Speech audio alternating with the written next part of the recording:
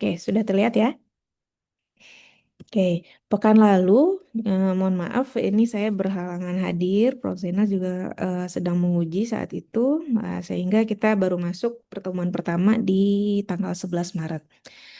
Jadi 4 Maret itu harusnya penjelasan RPS dan kontrak perkuliahan yang saat ini saya jelaskan. Nah, nanti mungkin kita langsung masuk ke materi mengenai makrolinguistik dan ruang lingkup kajian dari sosiolinguistik itu sendiri.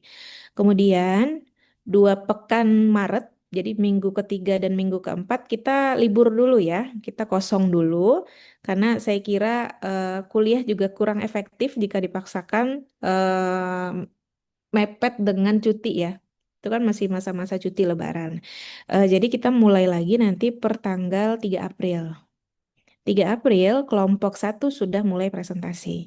Nah, jadi mungkin saya minta bantuan dari PJ kelas hari ini untuk segera merancang kelompok. Untuk kelompok bebas ya, saya membebaskan.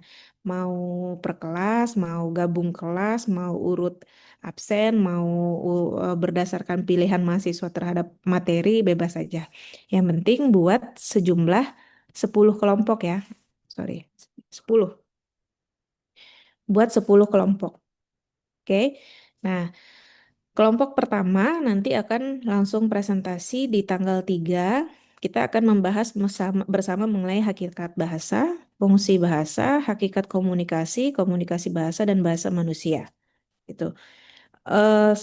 Setelah presentasi, setelah diskusi selesai, perkuliahan ditutup misalnya, kelompok satu langsung mengisi link untuk penilaian diri dan sejawat. Jadi saya kira Prof. Zainal dengan saya, kami tuh kesulitan untuk menilai kontribusinya teman-teman dalam sebuah kelompok. Karena kan saya tahunya saat presentasi saja, saat membaca makalah saja. Saya tidak tahu nih di balik makalah kalian itu siapa yang memiliki andil. Apakah semuanya berkontribusi atau dibebankan kepada satu atau dua orang. Nah, untuk itu kami di sini menggunakan penilaian diri dan sejawat yang mana nanti teman-teman anggota kelompok satu akan menilai diri sendiri dan menilai kontribusi dari teman sekelompoknya. Gitu. Ini ada yang share screen sepertinya.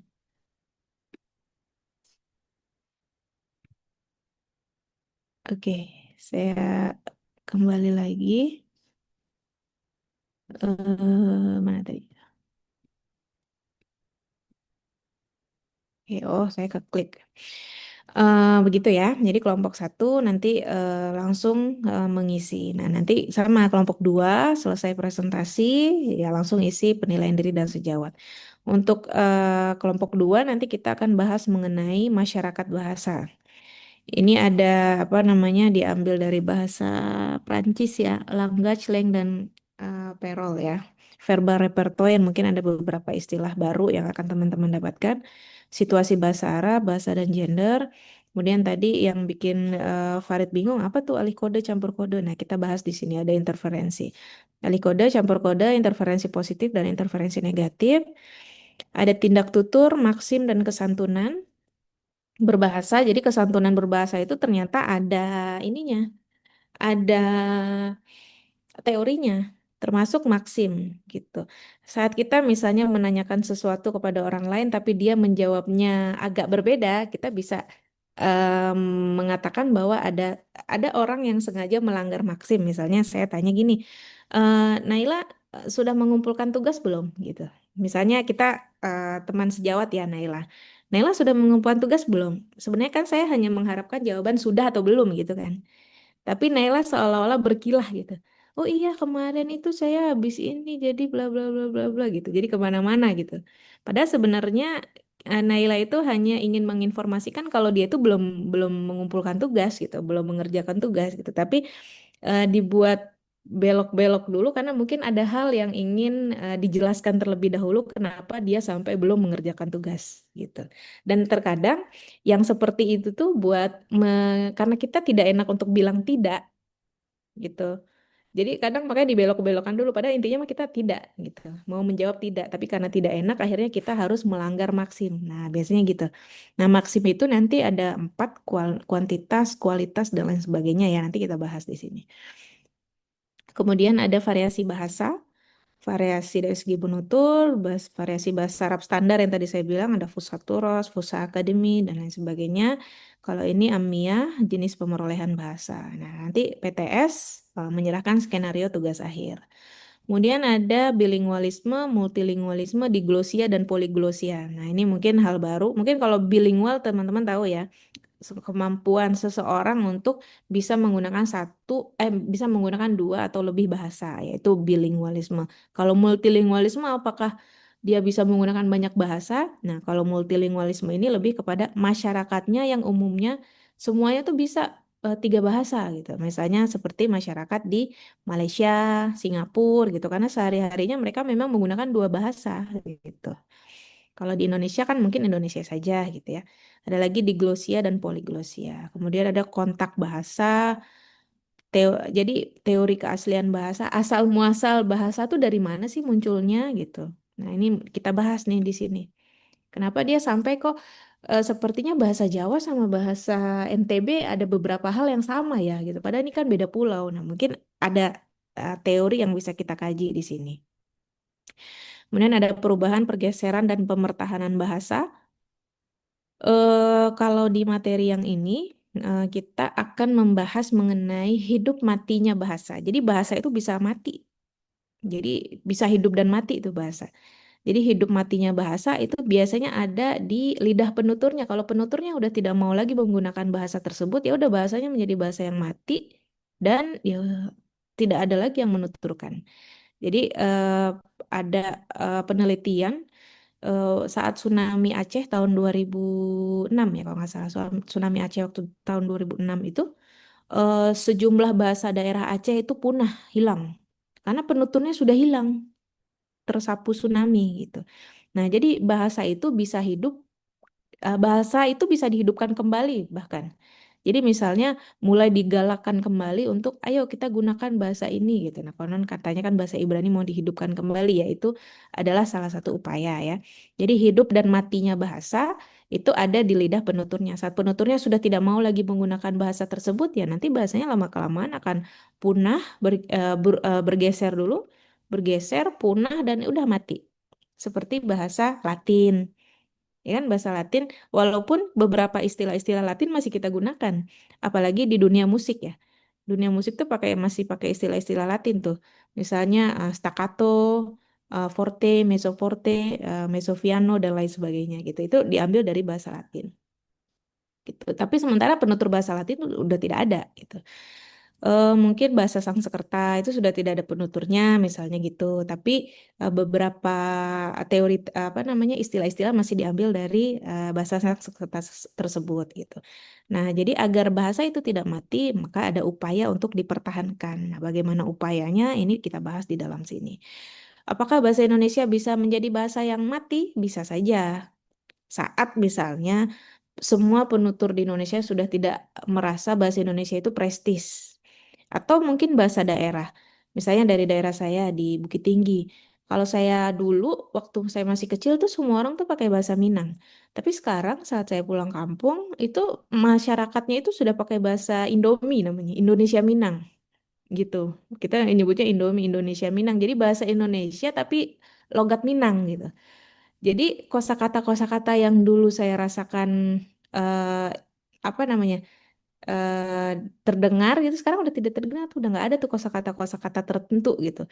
Dan kalau pakai kosakata itu terkesan kayak kayak orang jadul kayak orang dulu gitu, kayak bahasanya nenek saya nih gitu. Jadi mungkin ada apa namanya ya, ada pergeseran begini ya dari pemuda-pemuda Minangkabau saat sekarang ini merasa mungkin bahasa Indonesia mungkin lebih prestis gitu. Nah, jadi sebenarnya yang seperti itu kan harus dipertahankan ya bahasa Minangnya. Tapi terlepas dari itu ya itu adalah contohnya ya.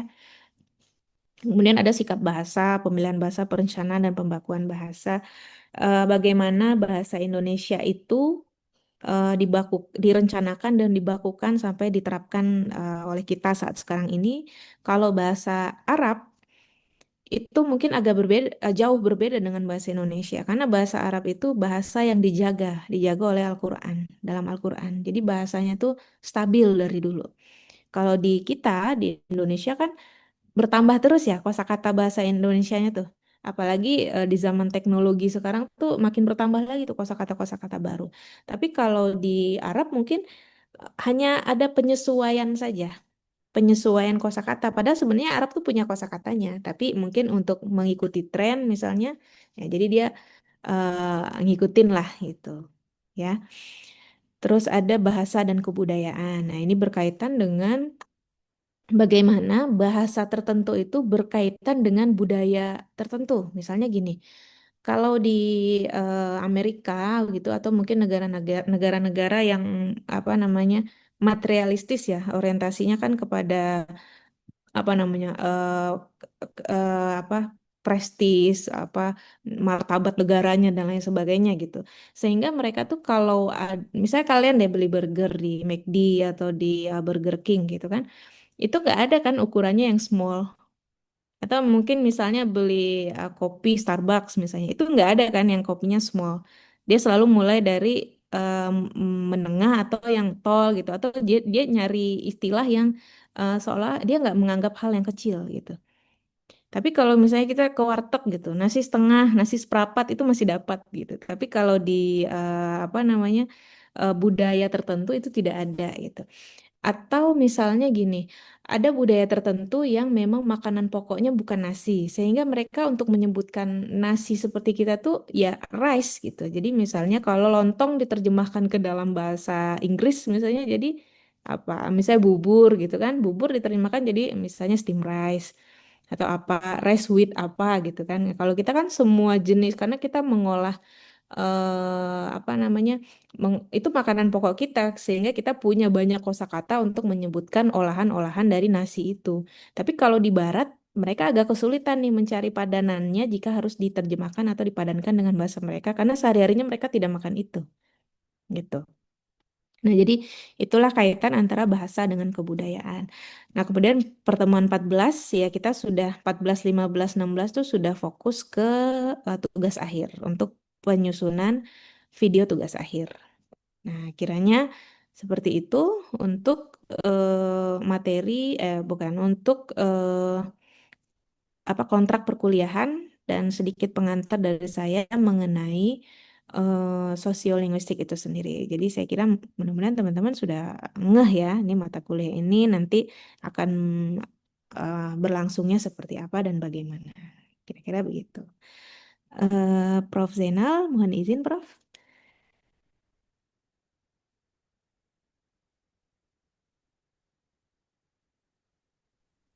Ya, Iya, Assalamualaikum Prof. warahmatullahi wabarakatuh. Waalaikumsalam warahmatullahi wabarakatuh. Ya, Prof.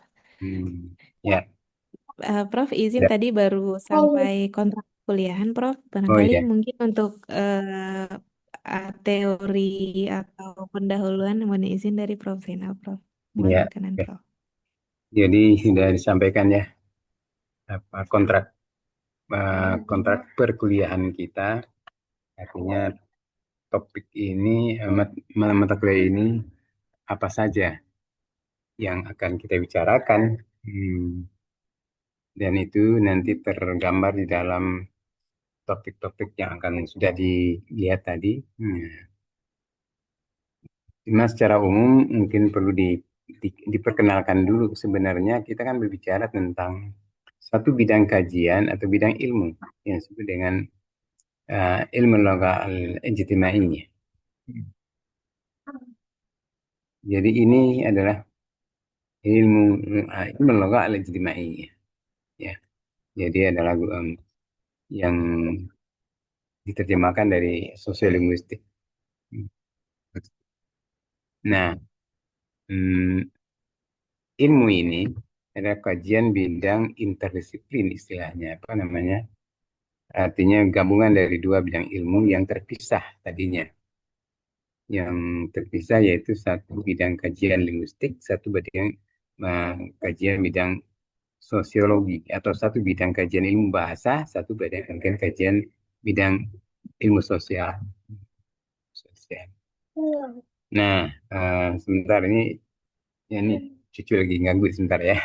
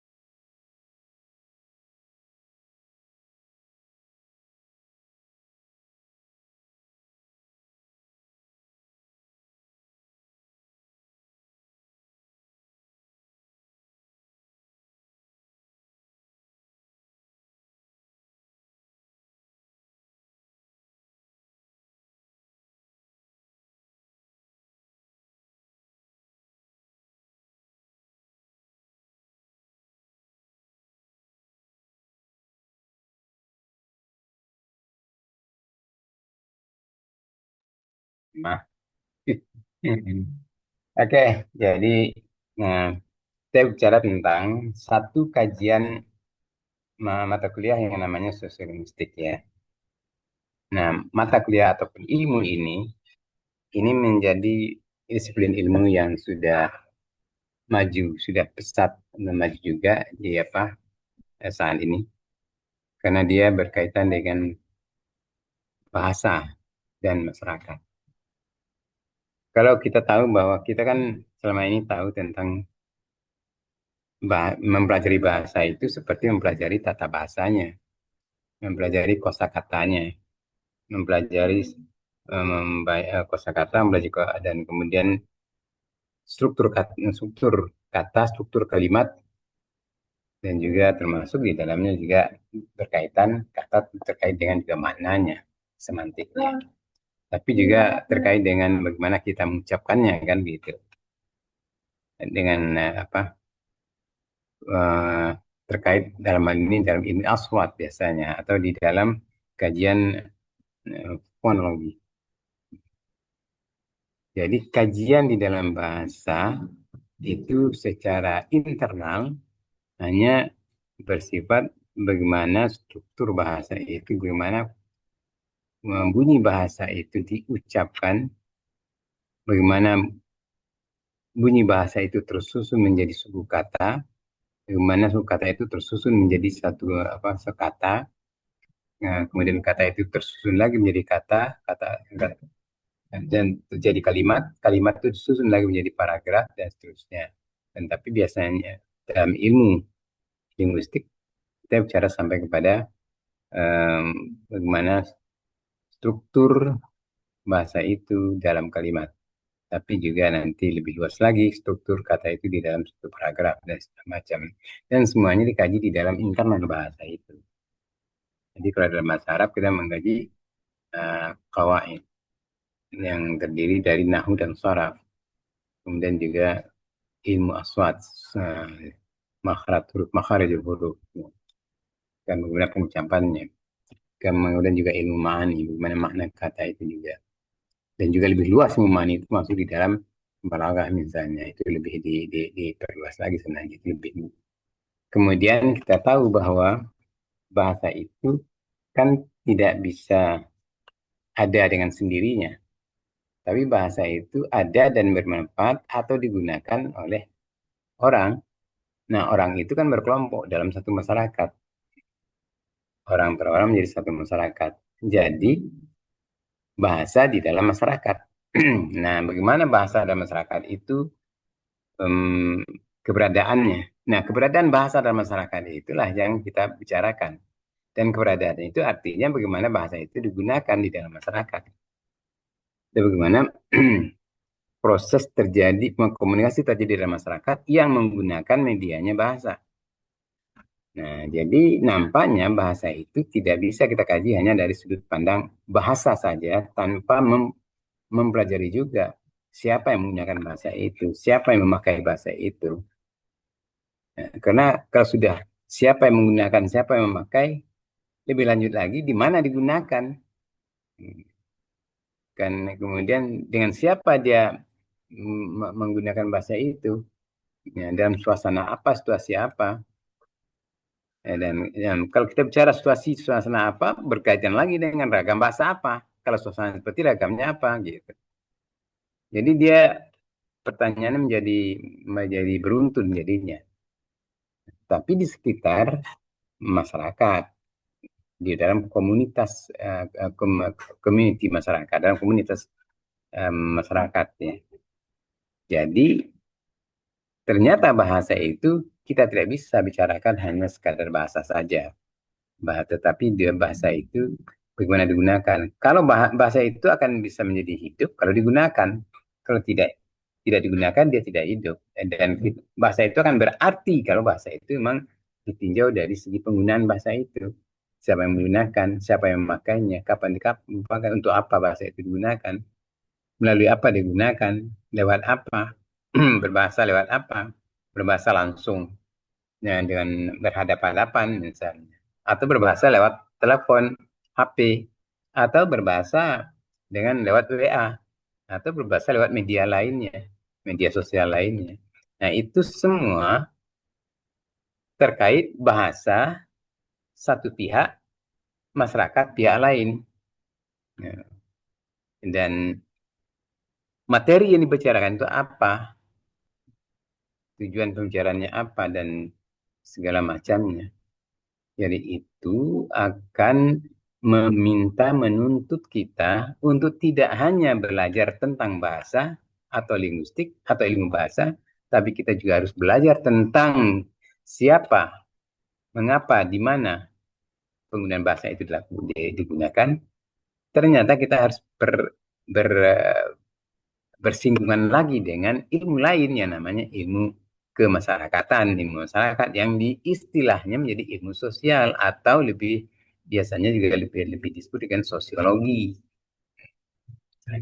Jadi karena adanya ber, apa, bertemunya atau berkaitannya antara dua bidang kajian ilmu yang dalam istilah lain disebut dengan disiplin ilmu, disiplin ilmu linguistik dan disiplin ilmu sosiologi bertemu dalam pembicaraan masalah bahasa, dalam masalah komunikasi yang menggunakan bahasa dan masyarakat itu, dia harus digabungkan, harus dilihat, harus analisis kajian di dalam dua pertemuan ilmu ini, linguistik dalam apa yang disebut dengan sosiolinguistik. Jadi sosiolinguistik itu adalah mengkaji bahasa dan penggunaannya di dalam masyarakat, bagaimana prosesnya yang di nyata faktanya di dalam masyarakat itu bagaimana, dan juga eh, artinya bahwa bahasa itu tidak hanya kita bicara tentang ilmu, mempelajari tentang bahasanya, tidak hanya kita bicara tentang unsur-unsur bahasa itu sendiri.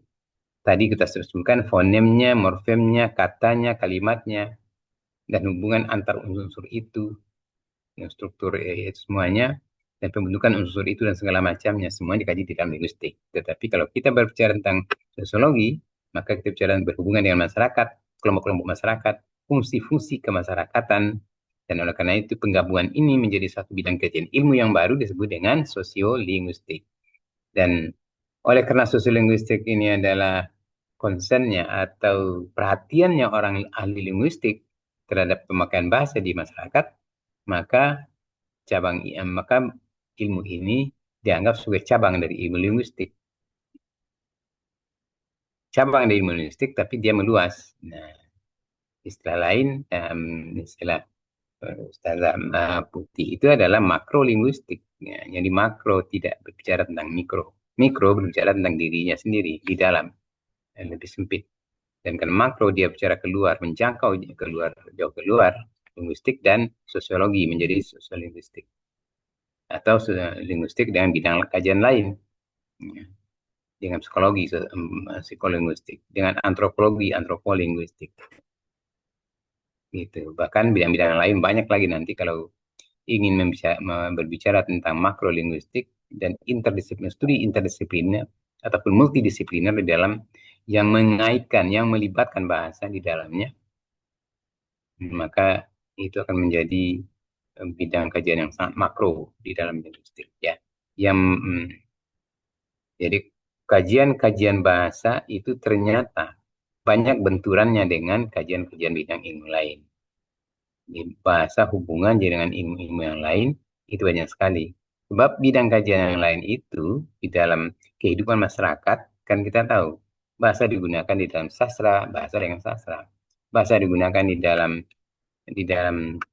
masyarakat, sosiolinguistik. Bahasa digunakan yang dikaji secara antropologi budaya, maka dia dikaji dalam antropolinguistik. Dan kemudian bahasa dikaji dengan proses mental, otak di dalam memproses munculnya bahasa, maka dia dikaji dengan neurolinguistik. Maka kalau bahasa itu dikaitkan dengan bidang kajian perilaku berbahasa, kejiwaan berbahasa, atau yang proses mental yang terjadi di dalam jiwa manusia, maka dia berkaitan dengan psikolinguistik, ilmu bahasa. Dan kalaupun di bidang lain juga demikian. Kalau membicarakan bahasa di dalam pendidikan semuanya, maka menjadi linguistik pedagogik misalnya bisa juga, ataupun bidang pendidikan, jadi linguistik dalam bidang pendidikan. Dan juga bidang-bidang kajian yang lain, malah sekarang ini muncul berbagai bidang yang mengkaji tentang bahasa, termasuk juga bidang kajian membedah bahasa orang di dalam suatu persidangan, ada disebut dengan forensik linguistik. Banyak sekali. Nah, itu artinya ternyata linguistik sebagai monodisiplin, eh, disiplin yang hanya kita kaji, atau tata bahasa, atau linguistik Arab misalnya ya, linguistik Arab kita kaji melulu hanya sebagai linguistik Arab, itu berarti tidak bermanfaat kalau tidak berkaitan dengan masyarakat Arab. Masyarakat Arab kita tahu saat ini masyarakat Arab itu yang menyatakan ataupun yang resmi menggunakan bahasa Arab itu kan sekitar 22 negara Arab, malah kan mungkin bisa lebih yang menggunakan bahasa Arab sebagai bahasa resminya. Dan itu artinya ada 22 negara, ada 22 kelompok masyarakat ditinjau dari kenegaraannya.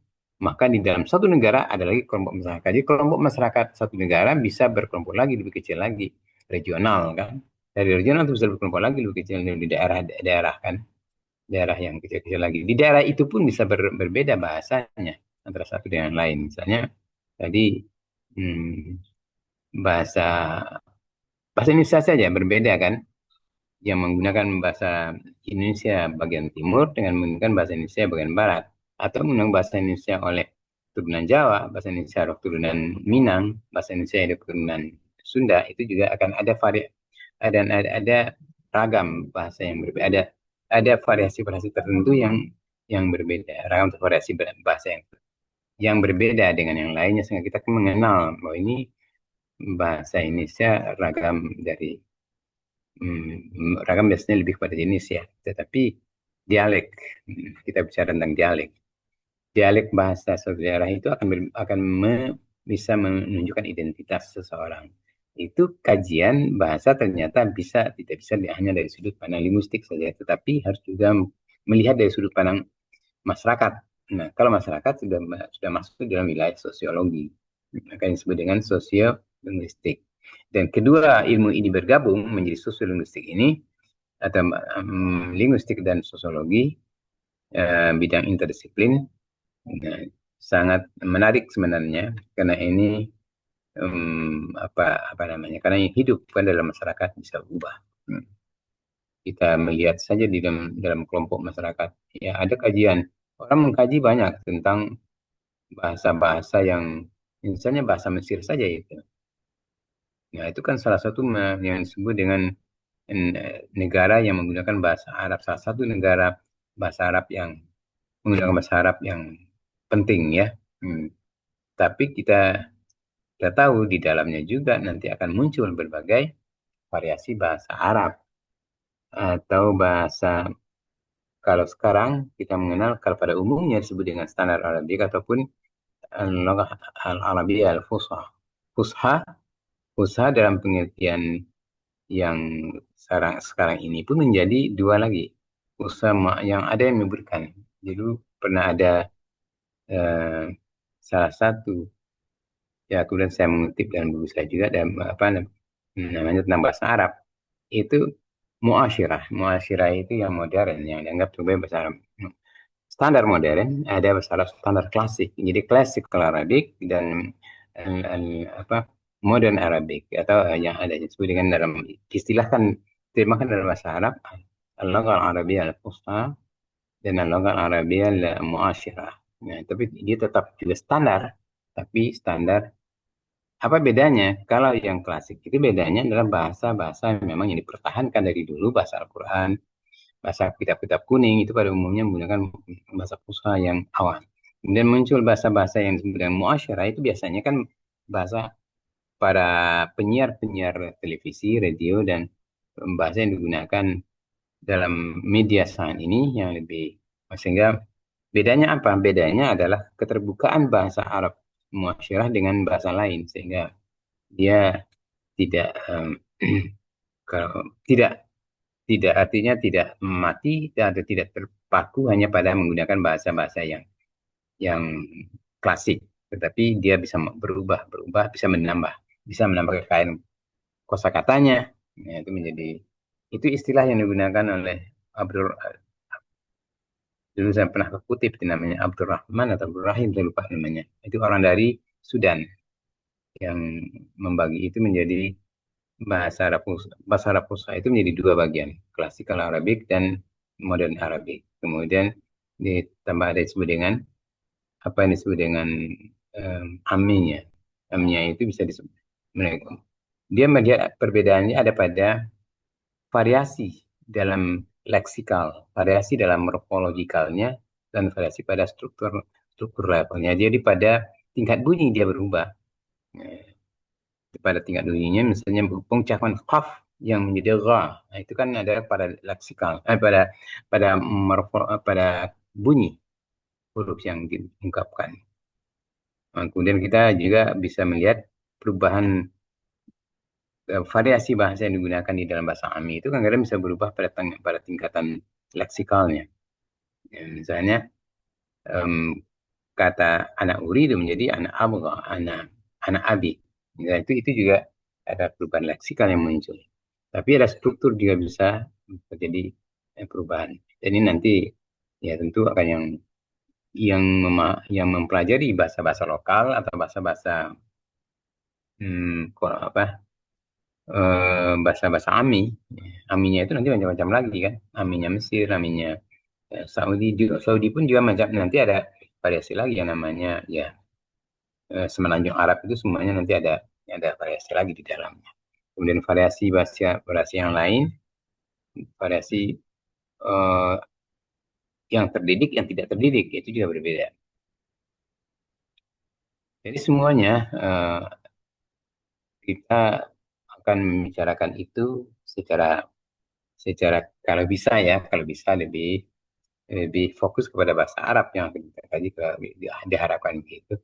Karena sumber sound ini kan lebih mudah untuk dicari lewat berbagai YouTube, media-media sosial, YouTube, Facebook, Twitter, TikTok tadi yang bisa kita gunakan untuk bisa melihat perubahan-perubahan atau berbagai variasi bahasa yang digunakan dalam bahasa Arab oleh kelompok masyarakat tertentu.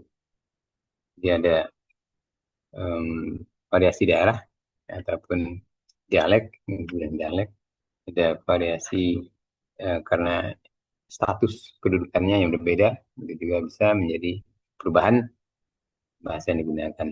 Ya, oleh karena itu makanya di dalam kajian eh, sosiolinguistik kita akan banyak mungkin akan bicarakan tentang bahasa, dialek, ideolek dan ragam yang lainnya. Ada juga masyarakat bahasa, kedewibahasaan atau bilingual atau ke multilingual gitu.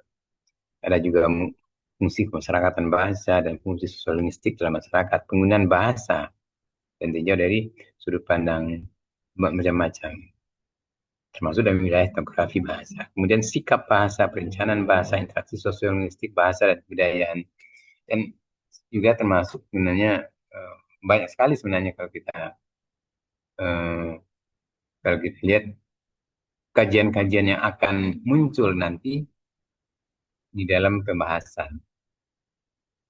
Dan silakan dikaji dan berikan contoh dalam bahasa Arab khususnya dan ya bahasa Indonesia bisa untuk sebagai pembanding ya.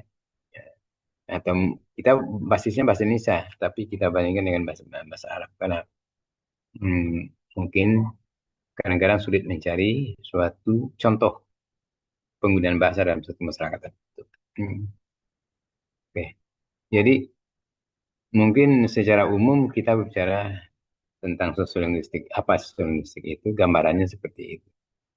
Jadi sehingga mudah-mudahan tidak meraba-raba sebenarnya apa mata kuliah ini. Mata kuliah ini ya seperti itu. Jadi kita akan sehingga nanti juga bisa bermanfaat bagi bagi ada yang menjadi apa pembimbing haji atau pembimbing umrah dan segala macamnya, ada bagaimana penggunaan bahasa di masyarakat, ya, jual beli dia di Mekah, walaupun di Mekah dan Medina banyak yang bisa bahasa Indonesia. Nah, itu hal yang perlu kita syukuri juga kan. Para pedagang pedagang Mekah dan Madinah itu banyak yang bisa berbahasa Indonesia karena untuk kepentingan bisnis kan. Dan yang datang pada umumnya banyak orang Indonesia.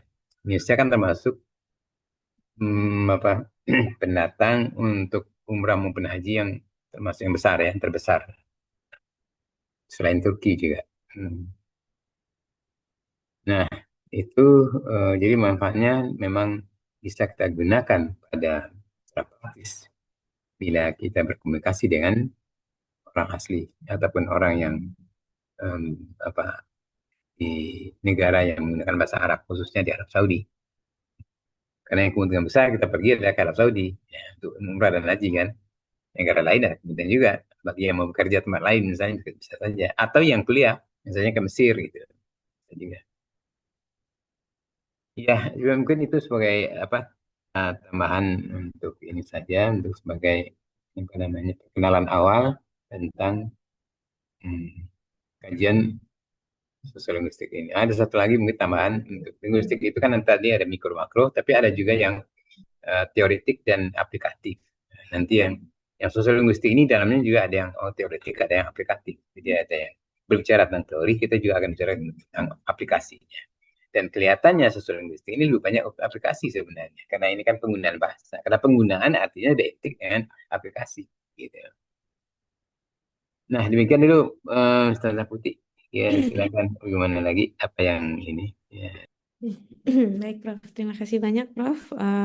Teman-teman semua, tadi kita sudah simak bersama mengenai pengantar untuk mata kuliah dari sosiolinguistik dari Prof. Zainal ya. Mungkin untuk buku ya, untuk buku yang bisa teman-teman gunakan, terutama nanti yang akan presentasi. Tadi kan buku yang utamanya itu ada yang dibuat langsung oleh Prof. Zainal dengan saya. Ini saya share screen dulu.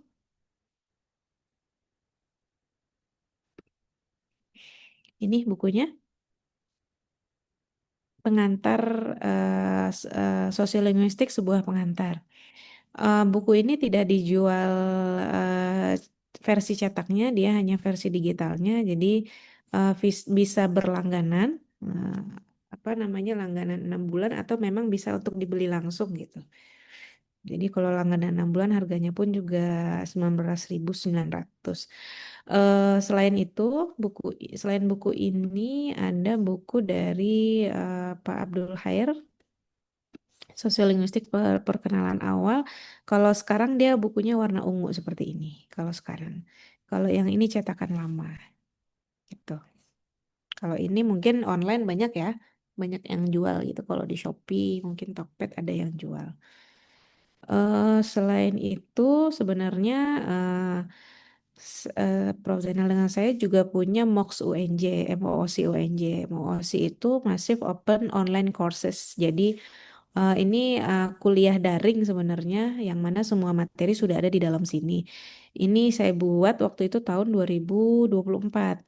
Namun per 2025 itu MOOC UNJ-nya sedang ditutup karena sedang maintenance ya. Nanti kalau 2026 nih saya buat 4 November 2024. Kalau misalnya 2026 ini sudah bisa diakses kembali, nanti mungkin saya berikan aksesnya kepada teman-teman mahasiswa semua.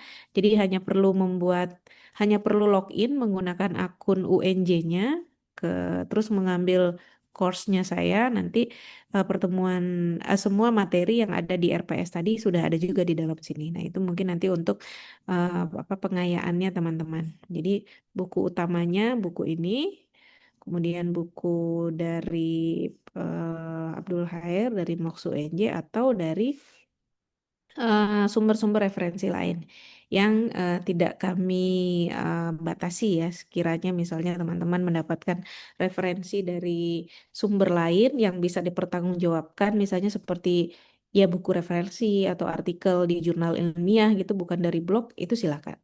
Kalau dari blog jangan di ini ya, jangan dikutip karena itu biasanya personal, pribadi. Jadi argumentasi pribadi gitu. tidak melalui proses review dan lain sebagainya. Kira-kira seperti itu. Silakan jika ada pertanyaan, kami persilahkan.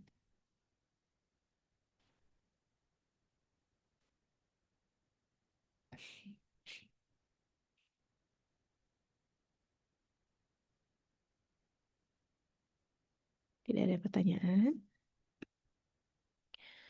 Oke, ini semua sudah mengisi KRS ya. Mungkin sambil saya mengonfirmasi ini saja. Apa? eh Absen. Tadi beberapa sudah saya absen. Ini kelas apa nih, Afifa Amalia? B atau D? Kelas D, Ustazah. Kelas D. Kelas D PJ-nya Naila. Naila, betul, Ustazah. Naila. Oke, ini sudah. Atika ada Atika? Hadir Ustazah. Ada. Oke. Tasya Putri?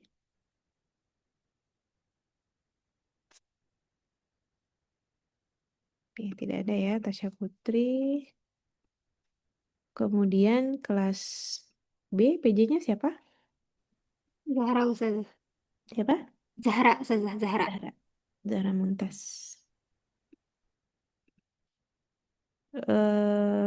Fatul Malik Sakit Ustazah. sakit. Oke. Fatul Malik sakit. Tadi saya lihat ada Rasyad ya. Rasyad Sidik.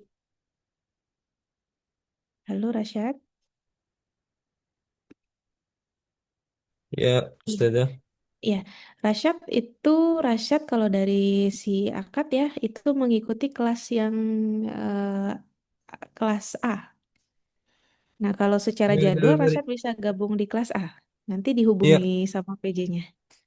baik. Terima kasih, Ustazah. Ya, nanti ikut di kelasnya Agnia ya, yang kalau setelah Lebaran ini jam 10 dia kuliahnya. Ya, oke. Jadi Baik, Ustazah. Rasyad, Terima kasih. nggak apa-apa ikut yang pertama di sini. Nanti saya info ke Agnia kalau Rasyad hadir hari ini. Oke, jadi ini sudah hadir semua ya. Tidak ada namanya mudah-mudahan di sini.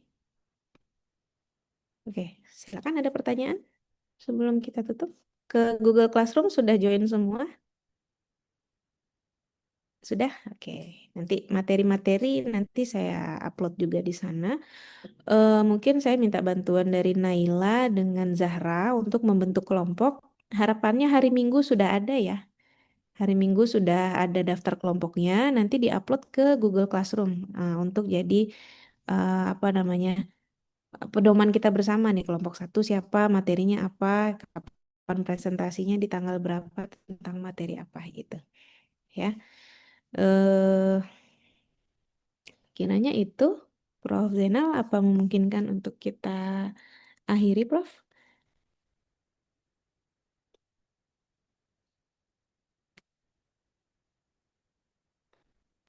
Ya, ya.